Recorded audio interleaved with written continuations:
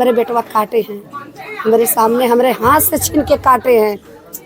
ओकर अन्याय होए के चाहे। ये माँ कैसे करेगा कैसे? और ये सरकारी ज़मीन है, 1 से 1.5 बिस्सा ज़मीन है। इसका कीमत, अब क्या सरकारी ज़मीन का कीमत बताएं, ये तो सरकार का ही है। 1 से 1.5 लाख रुपया इसका कीमत है। इसके लिए ये जो है तलवार निकाल के पूरा गर्दन उतार के धड़ अलग कर दिया। बताइए, किसी माँ का एक लौता बेटा हो और 6 बहनों के बाद उसको मिला हो, अगर उसका सर कट के उसके आंचल में गिर जाएगा तो उसके ऊपर क्या बीतेगी। राजेश भी वहाँ रह रहे थे झारखंड में, जब से रिटायर होके आया है। झारखंड में नक्सली आतंकवादियों से भी इसका संबंध था जी, क्योंकि इसके घर ऐसे भी में, मशहूर है वहाँ नक्सल। इसके घर में जो है कप्तान साहब आए, तलाशी भी लिए।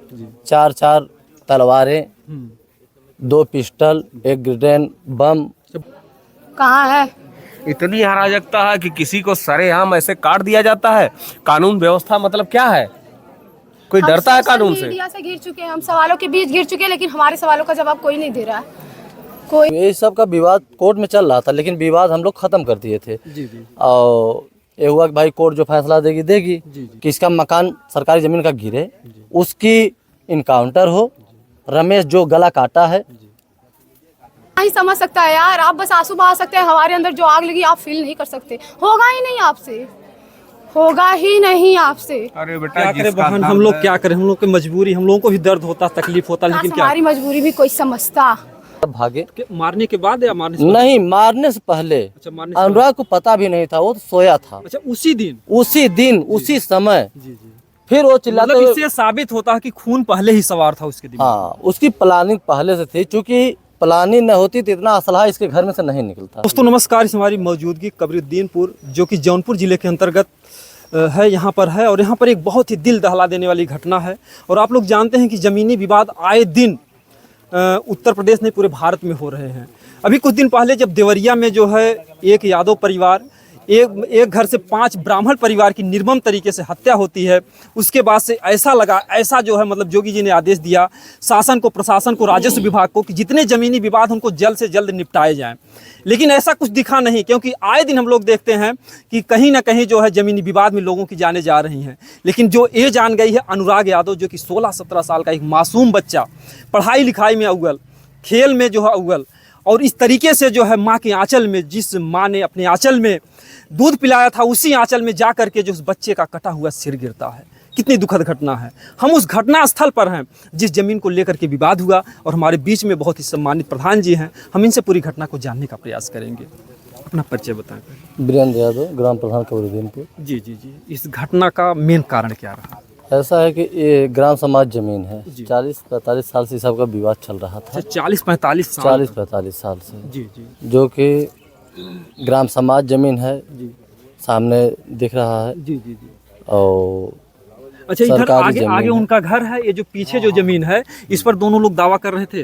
1 से 1.5 बिस्सा जमीन है, जी जो कि इसी के विवाद चल रहा था। जो कि हम लोग बैठकर 5-6 महीना पहले जी। विवाद खत्म करके, सामने देखिए वो बाउंड्री भी हम लोग मरवाए हैं। अच्छा, जो बाउंड्री है आप जो लोग? बाउंड्री मरवाए हैं हम लोग, ये सब का विवाद कोर्ट में चल रहा था, लेकिन विवाद हम लोग खत्म कर दिए थे। जी जी और ये हुआ कि भाई कोर्ट जो फैसला देगी देगी, जी जी लेकिन विवाद खत्म हो जाए, लोगों का जो तनाव है। जी जी जी तो और सरकारी ज़मीन है, न कि इनके नाम की ज़मीन है लालता की, जी जो 7 बीघा का रकबा है। उस समय हमारे बब्बा प्रधान थे। जी। अनुराग के बब्बा को 40 शेयर पट्टा भी किए थे इसी नंबर में। जी जी जी जी जी।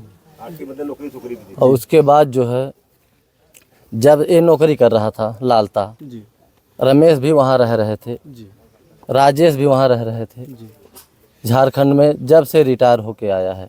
झारखंड में नक्सली आतंकवादियों से भी इसका संबंध था, जी, क्योंकि इसके ऐसे घर भी में, मशहूर है वहाँ नक्सल। इसके घर में जो है कप्तान साहब आए, तलाशी भी लिए।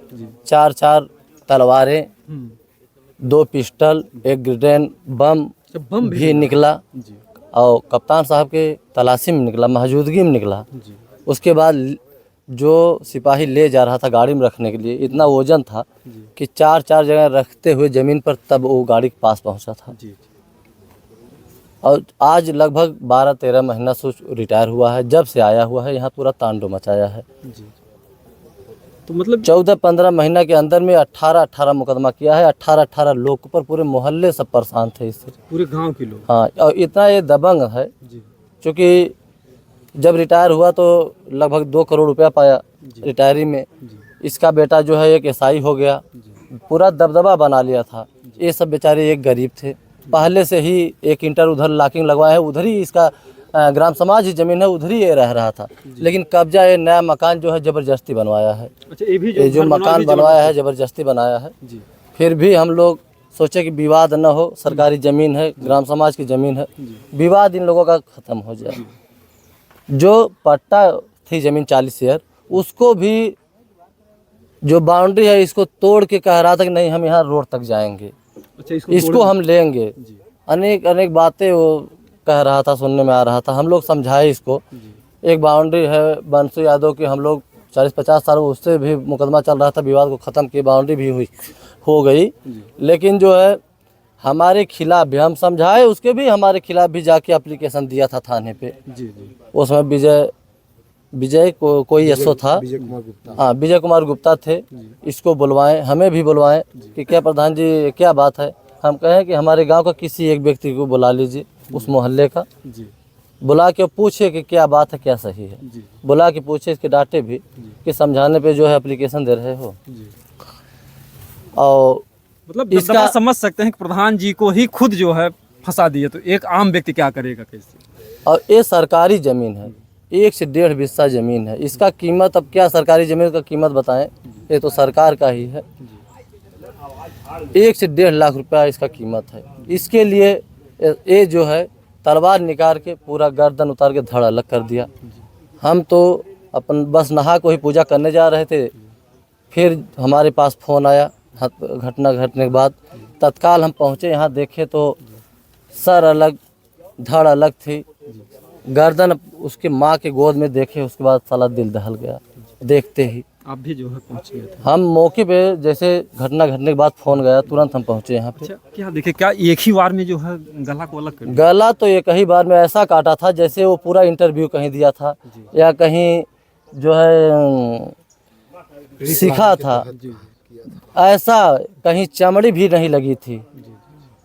ऐसा गोल आकार में काटा था, देखने पे लग रहा था मांस जो था जल्दी कटता नहीं, कहीं ट्रेनिंग दिया था, आतंकवादियों से इसका संबंध था। सबको ये एहसास हुआ कि नहीं, ये कहीं ट्रेनिंग दिया था। ऐसी घटना कभी हम लोग, जब से हम लोग जानने लायक है तब तक आज तक देखा नहीं। दर्दनाक घटना, बहुत दर्दनाक है।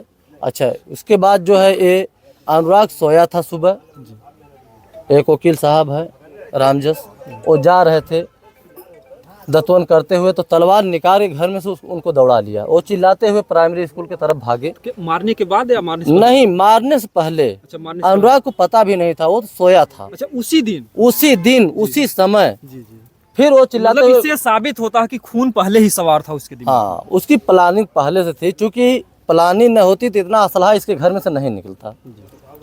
अच्छा, फिर जो है ये रामजस वकील साहब ने भागे।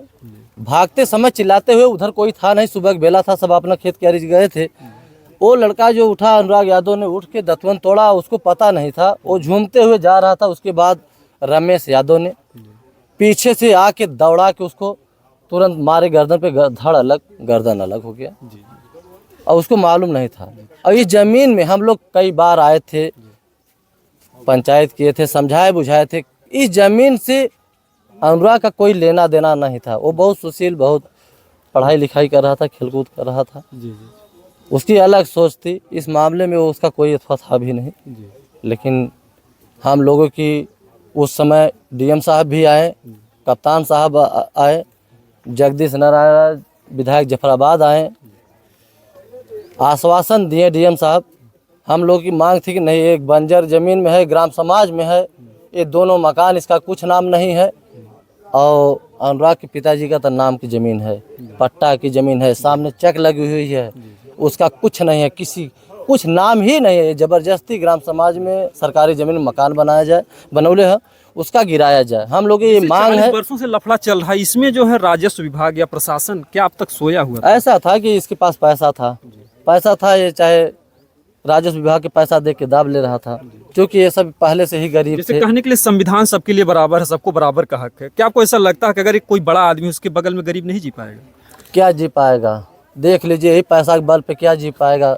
और एक गरीब बेचारा गर्दन उतार दिए और पैसा के बल पे ये जो है पूरा मकान बनवा लिए। राजस्व विभाग की बहुत कमियां हैं, बहुत ढील मंगाई है। आपको भी बात पता होगा कि जब देवरिया में घटना होती, जोगी जी ने कहा जितने भी जमीनी विवाद है सबको जल्द से जल्द निपटाया जाए, लेकिन ऐसा कुछ दिखा नहीं। हम लोग की मांग है कि ये जो है योगी जी का बुलडोजर का इंतजार है। ये जीएस की जमीन है, सरकारी जमीन हो, एक गिरे ध्वस्त हो। रमेश यादव पुत्र लालता का इनकाउंटर हो, खड़ा करके बीच चौराहे पर उनको गोली मारा जाए, उनका इनकाउंटर हो। कप्तान साहब से भी हम कहें कि नहीं, उनका इनकाउंटर होना चाहिए।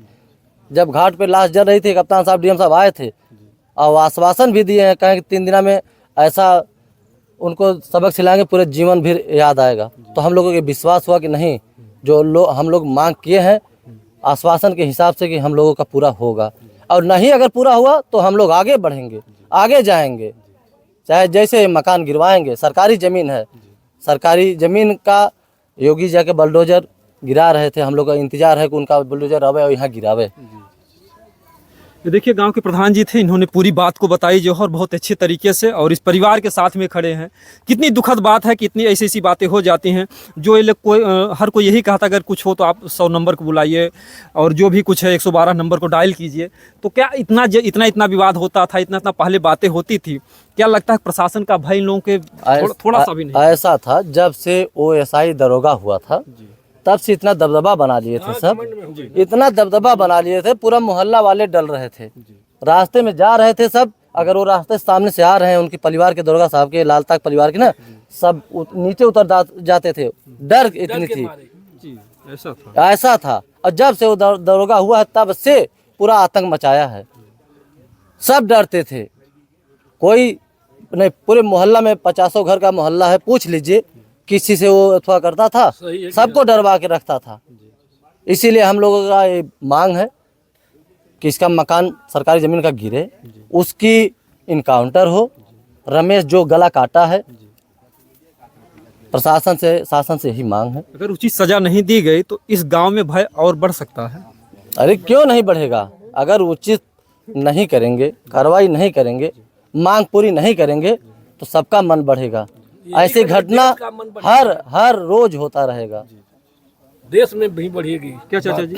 देश में फिर आफत बढ़ी साहब। हाँ, माने कुछ ना भयल कि मिर्दीपुर में भयल ना कुछ भयल, चला मारा सारे का होई, यह देश में पूरा हल्ला होई। ऐसे में जो अपराधियों का हौसला बढ़ता है, जो अनुराग यादव को इस तरीके से निर्मम तरीके से मारा गया है, बहुत ही दुखद घटना, बहुत ही अप्रिय घटना, बहुत ही निंदनीय घटना है। और इस पर अगर इस परिवार को न्याय नहीं मिला तो जोगी जी के लिए बहुत बड़ी शर्मनाक बात होगी, बहुत ही। क्योंकि अगर देखा जाए तो हर जगह यही होता है कि अपराधियों के घर पे बुलडोजर चलता है, अपराधियों का एनकाउंटर होता है, छोटी छोटी सी घटनाओं पर, चोरी में भी एनकाउंटर होता है। जोगी जी के द्वारा जो है, मतलब यहाँ पर भी मंगेश यादव को मारा गया, वो भी धन के होता। तो यहाँ पर तो एक जान गई है, जान तो वापस नहीं आती है। तो ऐसे में जो है जोगी जी के सामने बहुत बड़ी चुनौती कि आखिर में ऐसे अपराधी को क्या सजा देंगे। और जो भी देख रहे हैं इस वीडियो को ज़्यादा से ज़्यादा शेयर करें। जय हिंद, जय भारत।